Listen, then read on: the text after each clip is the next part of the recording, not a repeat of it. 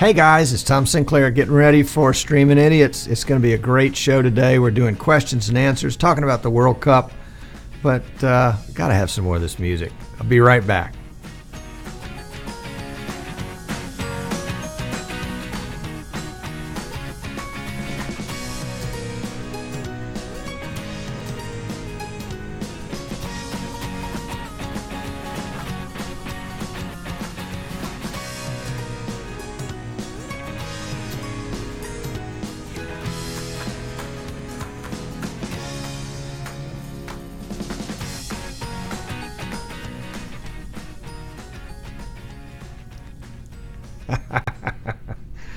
I'm sorry. You know, we're working hard towards getting ready to do that intro, but right now it's just all kind of, you fake it until you make it. What can I say? Hey, I'm Tom Sinclair, the head idiot here for Streaming Idiots, and it's going to be we're still technically, I guess, in beta shows, but we're having a lot of fun, And today's show is going to be great. It's going to be questions and answers.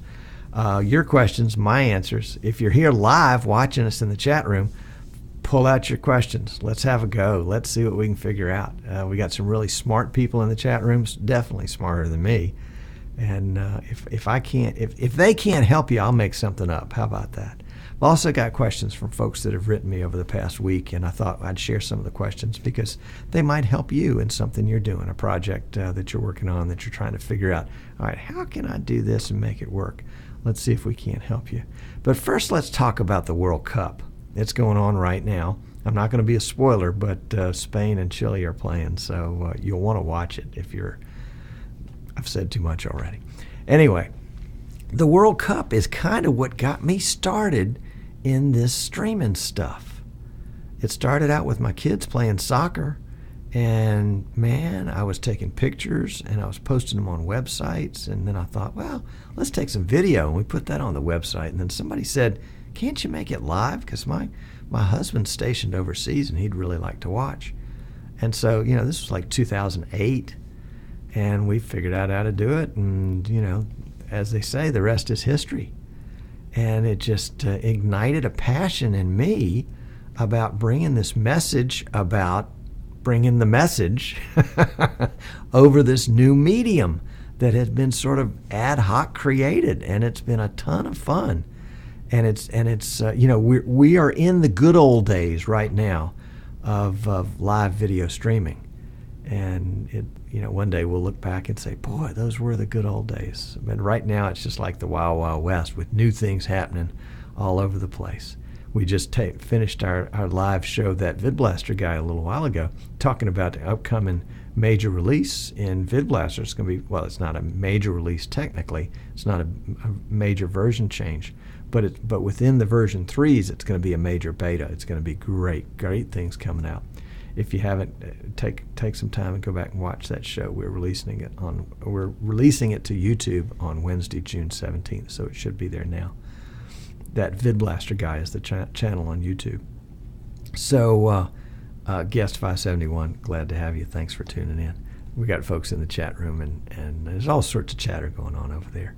But today's show, well, so the World Cup kind of got us going on this thing, and we realized that there's a lot of value to it.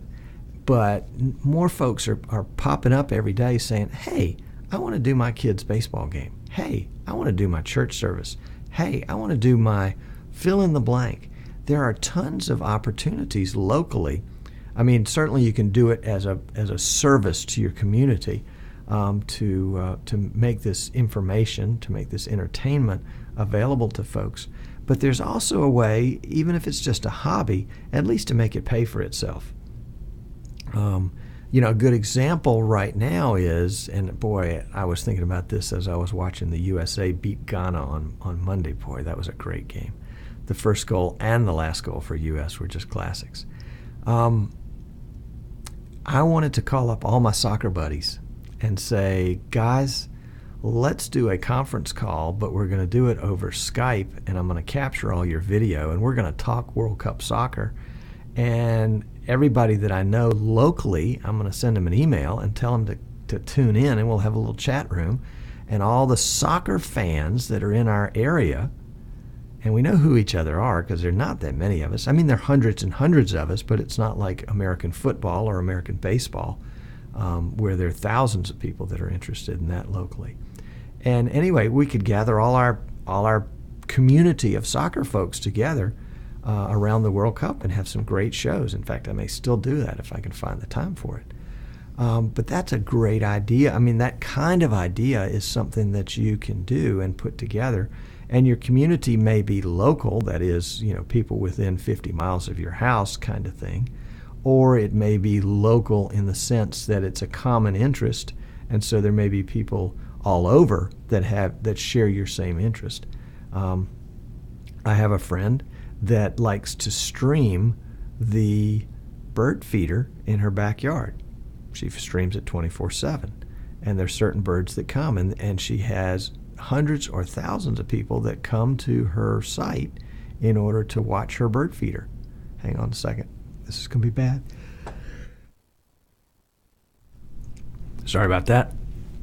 And they like to see what's going on in her bird feeder. And my guess is they probably have their browser bookmarked with, 20 or 30 bird feeder sites. So they may spend, 15 or 20 minutes going from bird feeder to bird feeder all around the world to see what's going on. And, is she making money from it? I don't know. Is she asking for money from it? I don't know. Does she have sponsors? Perhaps. That's a great way to monetize something like that, is with sponsors. If you can find a sponsor that has an international interest or a national interest or even a local interest, you can do things locally that have a global impact but have enough of a local interest to make it worth it for a sponsor. Certainly, youth sports are a good example. If you're doing some local things like that, getting some sponsorships is really not that hard. It's just a matter of asking, really, frankly, just asking. Hey, do you want to sponsor this? You want to put your name on it? We're going to have a bunch of eyeballs looking at it, and they're going to appreciate the fact that you've helped make it happen. Anyway, that's just my little tip about how to begin to monetize some of these things. It's not a get-rich-quick scheme, no, but it sure is a lot of fun. Okay, let's talk about, somebody asked a question. Can a VidBlaster beta be installed without destroying the existing install? Yes and no. Ooh, how's that for an answer? You can install, let's say if you have VidBlaster 3.22 installed today, which I have installed today, and version 3.23 is due out any day. When that comes out, I'm going to install it right on top of 3.22. If I want to go back to 3.22, I just install that one on top of 3.23. And since it's within the same versions, all version 3, there shouldn't be a problem. Now, if you've got version 2.27, for example, which was the last official release in the version 2 series, and you want to install version 3.23, it'll probably revert to trial version, is what it'll probably do.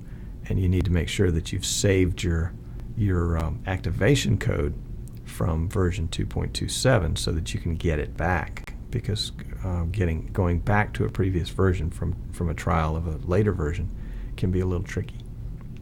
So shoot me an email, tom@streamingidiots.com, if you need some extra assistance on that one. And no, you can't run them side by side on the same PC. It would have to be on two separate PCs, I guess, unless you had a way to bring up two different operating systems. Let's see, other questions. Somebody, BH, and I'm just going to give initials because I don't want to embarrass anybody, but BH from South Africa and I have been having a good conversation by email over the last week. And his first question was, I'm looking to get 2 Blackmagic Design Intensity Pro capture cards. My question is, will VidBlaster display 4 video feeds if I import my camera footage this way? The card has 2 HDMI input slots per card. Well, BH, if VidBlaster, if the Blackmagic card if 2 Blackmagic cards could indeed produce 4 video feeds, then yes, VidBlaster would do that. But the Blackmagic Design Intensity Pro Capture Card HDMI ports are 1 input and 1 output. So you don't have dual inputs on that card. So if you had two cards, VidBlaster would only recognize two inputs. And if you went to Device Manager under Windows, you would see that there were just two inputs as well for video, at least for HDMI. Now there are some other cards out there that will bring in two per card, and there are other cards out there that will bring in four. There's a Magewell card that has four HDMI inputs. I can't call it off the top of my head, but if you go to the VidBlaster wiki, that's wiki.vidblaster.com, it's listed in there, and you can find if not a local reseller, perhaps somebody that's willing to ship to South Africa that particular card. I think the card, it's four inputs. I think the card is in the $500 or $600 range US. Not sure what that would be in South African currency. And then there are other cards. If you wanted to use two cards to try to get two inputs per card, there are other in the Magewell line. StarTech has got some cards in their line that will do that, and I think you'll be able to find something that will fit the bill for you. But if the PC doesn't see 4, then VidBlaster won't see 4. VidBlaster will see whatever the PC sees. CR from Utah writes, and this is another VidBlaster question. When I select VidBlaster as my input, the preview screen in Broadcam, he's using Broadcam, another piece of software, is gray. It doesn't show what I'm actually streaming from VidBlaster. Ah, very good question, CR. A lot of folks ask me this same question, and they might ask it in a different way. They might say, hey, I'm using Skype to send video to somebody, but I want to take the video out of VidBlaster and put it in Skype so I can send lower thirds and things like that. Bye, Charles. Good having you. Dr. Campbell had to leave early. You'll be tested on this later, Charles. Anyway, if you wanted to send a feed like this feed right here, where we've got a lower third, we've got an animated backdrop, and you want that to be your picture in Skype, then you would use one of two methods to output that video in VidBlaster so that it would input in Skype. One is you would use, and it also depends on what edition and what version of VidBlaster you're running.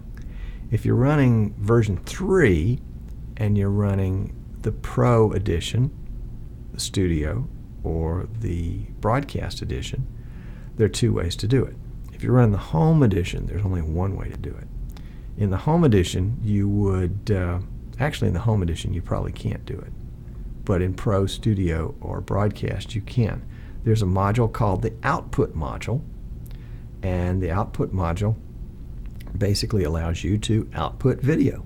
And so you set up a source, which in this case is the sort of the program screen, and then you set up a destination, and the destination is something called VidBlaster VVD, and that's for Virtual Video Device.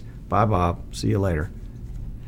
And then click on, and so the module will become active with video, and then start your second program, like Skype or Broadcam.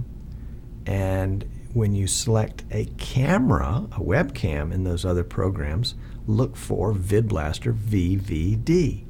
Now, if you see something that says VidBlaster as a camera source, don't be confused, don't be fooled, because there might be VidBlaster, and then there also might be VidBlaster VVD. So if you don't see the VVD, then you're not going to get it. And don't be fooled into thinking that the VidBlaster camera option is truly a camera, because it's not. And we'll talk about that too. And I don't think that works in Skype anymore, but the Streamer module has the ability to stream to a virtual video device, which becomes, which looks like a camera source to other software like Broadcam and at one point Skype and Flash Media Live Encoder and things like that. And so in that other software, if you're looking for video devices, you would see VidBlaster as an option, and if you select that, that will be whatever's coming from the streamer. And of course the streamer has to be on in order to display the video. If you get a gray screen, it means you've either selected the wrong input, or that the input doesn't have video coming out of it, or the third possibility is that you're using the streamer module and the streamer's VVD is just not acceptable to the software you're using. That's why you've got to use the output module. That's the better VVD. But good question. Thank you, CR from Utah. TF from Australia writes and says, my broadcast guy says that his broadcast is stuttering. He says the CPU is constantly redlining. I tell him he probably needs more RAM or a better sound card. He says he has 6 gigs of RAM, and his video card is Intel graphics. He streams through Dacast. Well, TF, if your CPU is redlining, adding more RAM or changing the video card or the sound card is not going to make any difference, because if the CPU is redlining, it's a CPU issue. You either need one of two things. Well, one of three things. 1 and 2 are kind of together. You either need a faster CPU or you need to overclock the one you've got to get more CPU horsepower. And it may not be big enough even if you overclock it. The other thing that you can do if you want to use your current hardware configuration is to reduce the resolution, the video resolution. Perhaps you're trying to do 1080p. If you're trying to do 1080p 60 frames a second, that's a whale of a lot of video. And so cutting that back to 720p at 30 frames a second may make all the difference in the world. And suddenly what was extremely choppy before might be much, much better now. And the second is the second part of the diagnosis on this is to use Windows Task Manager and see what your CPU usage is. And let me see if I can bring mine up here so that you can see what I'm talking about. Yeah, I think that's going to fit right in there. Let me pop over to that. This is my Windows Task Manager. You can see my average CPU use right now is bouncing around 45, 51, 47, that kind of thing. And then this shows each one of the cores, basically 2 threads per core, and you can see that they're pretty well averaged. But if you see one that's spiking, that may be one that is causing the stuttering, that there's something going on in whatever you're doing that's causing the CPU to spike in that one core, that one thread, and that's what's causing the issue. And so you want to make sure too that you're not running any other software at the same time that's trying to eat up a bunch of bandwidth or eat up a bunch of CPU usage. For example, you'd be amazed at how much CPU simply a browser will require. So if you're sort of CPU challenged, you want to go ahead and close out all that stuff. You want to check and make sure there's not a bunch of software that's memory resident, is the way we used to call it. Go into your start menu and make sure nothing's starting that you don't need. Certainly there's no need to run virus protection while you're streaming, so you can kill that off. There are lots of things that you can sort of take out of the mix and give your CPU back some of those CPU cycles. But the bottom line may be that you may need a faster CPU, bottom line. Let's see. VK writes from the United Kingdom that he's just picked up a couple of Viewcast Osprey 450 cards, and he would like to use them with his laptop. And like to know what's the best way to go in terms of an external enclosure for the Osprey cards. Yes, he's already figured out that the Osprey cards will not fit into his laptop. That was the first important part. Now, if you're not familiar with the Osprey 450E, it is a 4-port standard definition video capture card. Great card. Used to sell, I think retail was $1,100, $1,200 in its day. You can probably pick them up off of eBay now for half that, but that might even be too expensive compared to what's what's available brand new in 4-port standard definition capture cards. But it's a great card, and I've got a couple of them that I use regularly.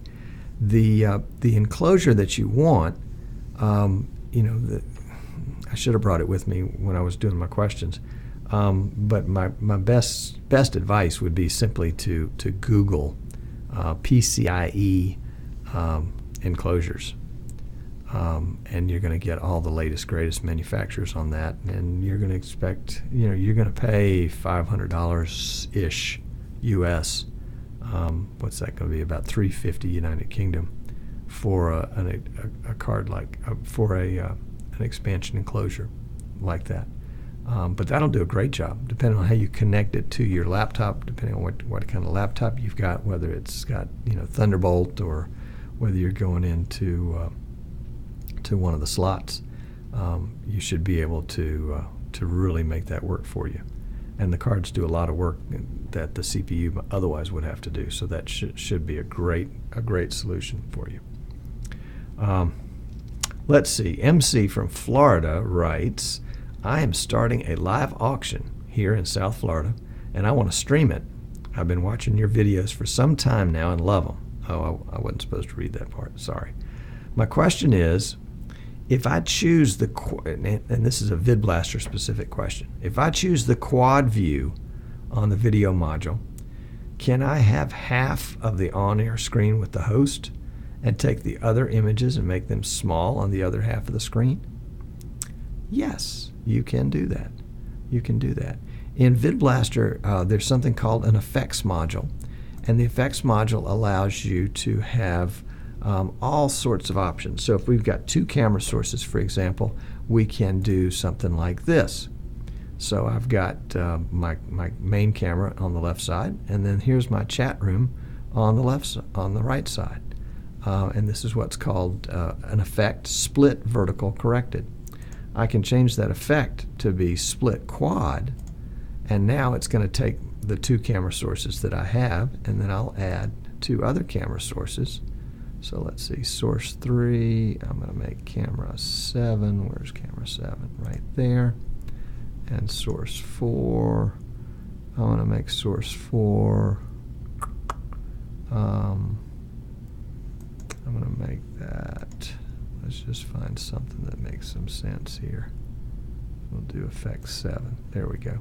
So I've got 4 different sources now. And if I wanted to keep me on one side, I would probably do it differently. Let's go back to the split vertical corrected. And if I were going to do it this way, I probably would use a different camera module, a different right panel. So I might take a green screen and a picture-in-picture and configure 2 picture-in-pictures to my left here, so that one has the top section, one has the bottom section. And I don't know if there's a split 3. Let's see, I think the triple is, yeah, there we go, split triple. So there's my split triple, and I would set it up. Let's see, split triple corrected. No, that's not the split triple I wanted. Split triple. So I've got my host is in that shot right there, and my images are there. And if I wanted that reversed, is there a way to reverse that? Let's see. Triple corrected. If I wanted it different from that, I'd have to use a combination of picture-in-pictures. But if I wanted to do it like that, then I've got my host here, and then I've got my image that I can put in the other 2. Now that's what's pre-configured in VidBlaster. So here the screen is divided up into thirds, and with this one it's divided into halves and quarters. And if you wanted to configure it differently, you would simply use VidBlaster's picture-in-picture effect And that, let's see, we can do a little picture-in-picture effect, and we'll make effect 4. So the picture-in-picture effect would look like this, and we might bring, let's see, we'll use camera 7 as our second image. So if I was going to show and crop that down, make it a little larger. And if I were going to do 2 of those, I would cascade those and have another one right below it. So there are lots of different ways to do it. One of the things that's a lot of fun is to go ahead and set up a graphic overlay and then to lay your pictures kind of in behind the overlay, so you get a nice screen look to it. But it does take a little bit of planning on that one. But if that, I'm hoping that by sharing that information, it kind of prompts your thinking as to ways to solve problems and ways to make your production a little bit more polished, or take it down a whole path that you hadn't even considered before. So that's my hope for you on that one. That kind of brings us to the end of today's show. Let's see if anybody in the chat room has got any questions here about that I might have missed. Rob says, "What's the meaning of life?" Well, that's Rob, I think you've got the wrong show. But the meaning of life, well, we'll work on that one. Coming up next week, well, heck, we don't know what's coming up next week. We will be posting the show live. We'll be posting it, the recording of the show on Friday. So if you came late and missed part of it, we'll have it posted up for you on Friday. We post that VidBlaster Guy on Wednesdays, and then Streaming Idiots on Fridays. If you have questions or you think I can help with something, shoot me an email, tom@streamingidiots.com. Full disclosure, I am an authorized VidBlaster reseller. I'm an authorized vMix reseller, and soon will be an authorized Wirecast reseller, we hope, as well as build custom PCs for folks that are in the video streaming business. Big horsepower PCs, lots of fun, lots of CPU and lots of hard drives and all that kind of stuff. So I'd be happy to help you in a project if you had something like that. So I'm Tom Sinclair, the Chief Streaming Idiot. Loved being with you today, and we'll look forward to seeing you again sometime soon.